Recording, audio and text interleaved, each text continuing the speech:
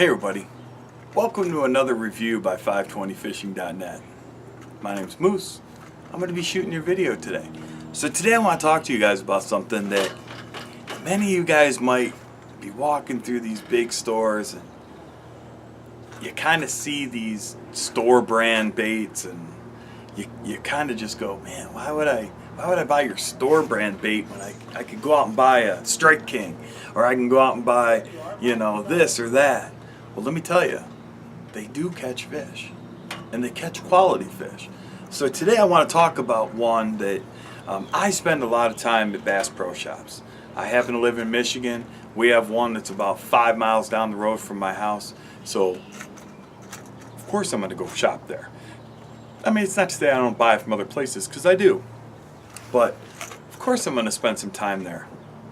It's great, right? I got a Cabela's too nearby. Of course I'm going to Cabela's. They're awesome. Everybody likes to be in those stores, right? Especially if you're a fisherman or a hunter or whatever. You're going to spend time there. So BassPro Shops makes a series called their XPS series.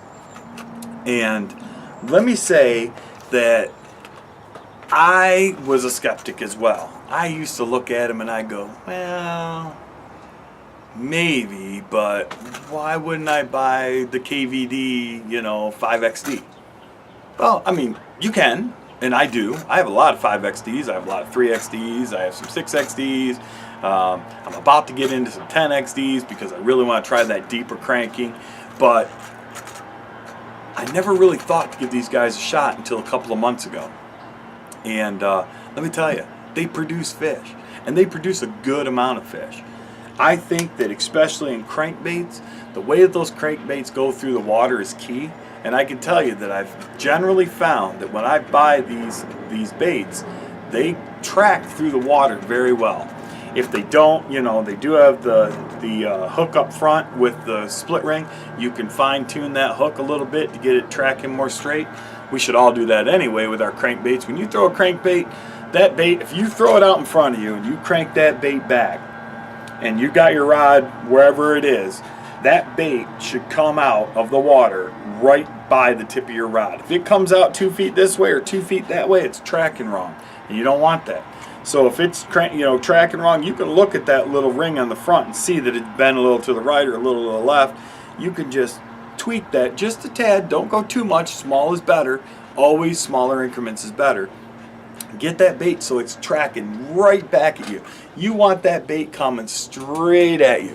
You don't want that bait going. It's not what it's for. If you want a bait that goes, then go buy a jerk bait, because that's what they're supposed to do. But if you want a bait that's going to come right back to you and stay tracking true, that's what you need to do. You need to fine tune that. And I'll take this out and I'll actually show you what I'm talking about. These little baits, this is something that I've gotten into lately, is fishing these real shallow little crankbaits along shore. This bait, it doesn't say on the package, but I can tell you by looking at the lip, it's probably going to dive somewhere between 8 and 15 inches. I don't know. I haven't been out there to try it yet, but I can tell you in the past I've bought a bunch of these little chubby balls is what I call them, because basically they're just little fat little crankbaits, but you can see they're real stubby and short. But right here in the front, right where that split ring attaches, right? Probably a bad shot, but you can see that right where that split ring attaches, right? That thing is where you're actually going to do your tuning. So you're going to tie your line to that split ring, and when you throw it out, if it's tweaking to the left, you got to bend that ever so slightly back to the right. And then you want to track it again and make sure it's coming right at you. Within reason. I mean, this thing's going to wobble along. But these XPSs, don't write them off. They're really inexpensive for crankbaits. But, I mean, as you can tell by the finish on that, it's a real nice finish. They've got a really nice, glossy, high reflective eyeball. The paint quality is great. I've used them a bunch. The one thing that I do on almost all of my crankbaits is I always replace my rear treble with a red hook. Now I know some people always say, oh, you should replace the front one with the red, so if the fish is aiming for the red, he's going to hit that front treble. I just do the rear one. I don't know why. I mean, I get short strikes just like everybody else. You know, I've drug in fish where this thing's hanging off the side of their face because, you know, they come up and bump it and the trebles grab the side of their face, you know, so it happens.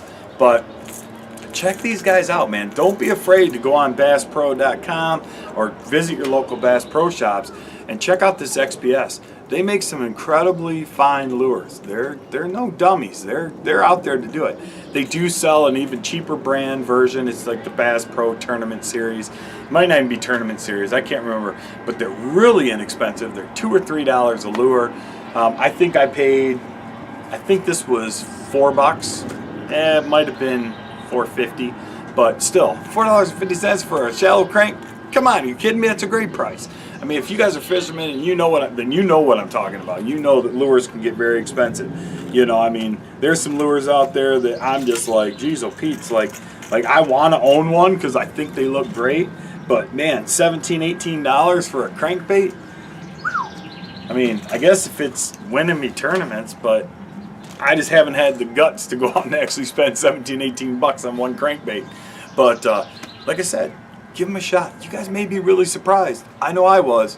And I can tell you that I am going to only be honest with you guys. So check it out. Check out those XPS baits from Bass Pro Shops. And continue to follow us at 520fishing.net. And follow us on Facebook, facebook.com/520fishing. Or just do a search on Facebook for 520fishing. Till next time, I'm Moose. We'll see you soon. Take care.